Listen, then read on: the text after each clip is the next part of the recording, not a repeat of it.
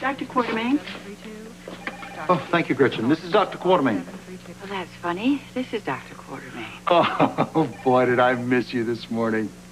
How much? On a scale of 1 to 10, about 1,000,000. I miss you, too. Something awful. What's wrong? Paige got her test results. Oh, no. A recurrence? Yeah. Oh, she's devastated. What's the prognosis? Maybe 3 months. Oh, my God. Oh, sweetheart, are you okay? Yeah. I spent the night with her and Emily.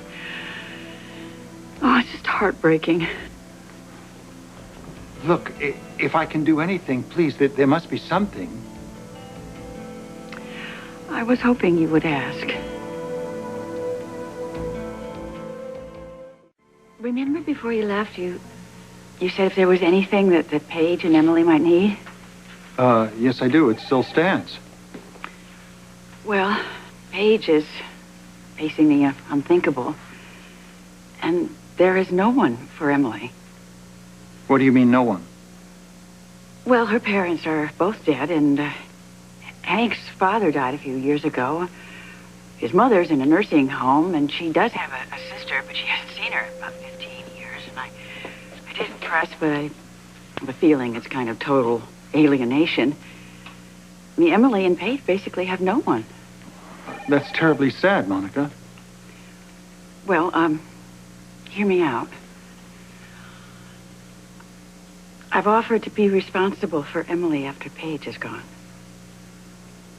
That's very generous of you. What do you mean by responsible? Well, somebody has to look after the little girl, and an orphanage is unthinkable. Monica, we hardly know them, nor they us.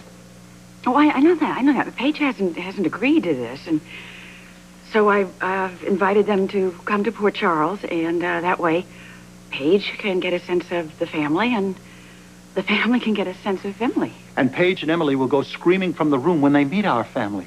Monica, do you have any idea what you're saying? You're asking an awful lot of us. I know, but would you try to keep an open mind? I mean, that little girl isn't going to have anyone to love her when her mother's gone. Since when did that become your job? Look, don't get me wrong. I think she's a terrific kid, and I think this whole situation is terribly sad. But Monica... Okay. I know that we have to discuss this. But it just seems like the right thing. It kind of makes what I've been going through all these months have some kind of a meaning. How can I just walk away from them? Okay. I will keep an open mind, and you tell Emily and Paige that I'm looking forward to seeing them, okay? I will. Thank you.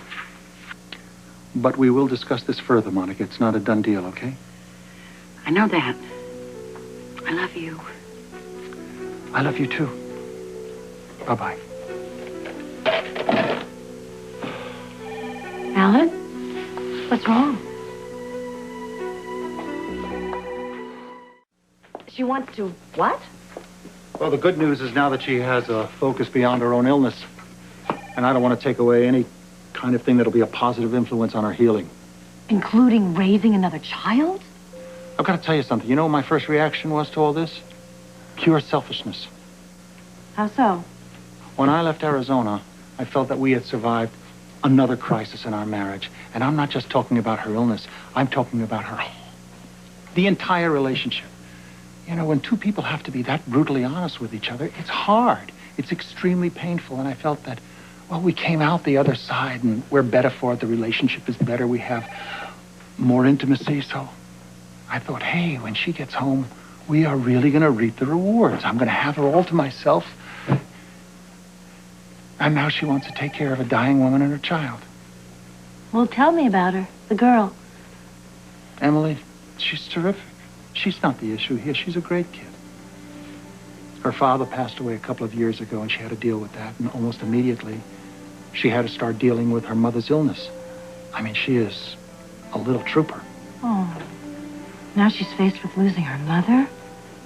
How do you turn your back on a child like that? I just can't believe that Monica would make an offer like this without consulting me. It's not like her to make a unilateral decision on something as important as this. Are you saying this is the first you've heard of it? No, I knew that Paige was going in for tests, and I said to Monica, look, if I can be of any help. But I never imagined. Well, you know, if I were to guess Monica's state of mind, I would say that her maternal instincts have probably kicked in full bore. There's no doubt she is a woman of great instincts and great compassion, but she also has a very practical streak in her. Practical? She's just come through what could be considered a life-defining crisis. Alan, she's there with a woman with whom, if I read it right, she's just shared a most intimate experience. Am I close yet? Yeah, she bonded with her in the most amazing way. And now she's watching this same woman suffer through the prospect of dying and leaving her little girl behind. But this would turn our lives inside out, Bobbie, if we're going to start taking care of somebody else's child. Like Lucas. No, that's not the same thing. You knew Lucas since he was a baby. Alan, this is still about not turning your back on a child in need. Hey, look. With Lucas, I was so obsessed, I couldn't even think about anything else. And if that's what's happening here, maybe Monica just needs to feel that she's being useful to someone. Well, she's useful to me, and her sons need her desperately. I know that. Hey, look, she'll be home soon. And you will make a decision that will be good for everybody. I'm sure of that. I'll keep that in mind. Hey, in the meantime, the worst thing you could do is stay home and get yourself all worked up about it. So, what I want you to do is come to Luke's place with me tonight. Who's appearing? Mary May Ward. Now, that is somebody I would really like to see. You got yourself a date.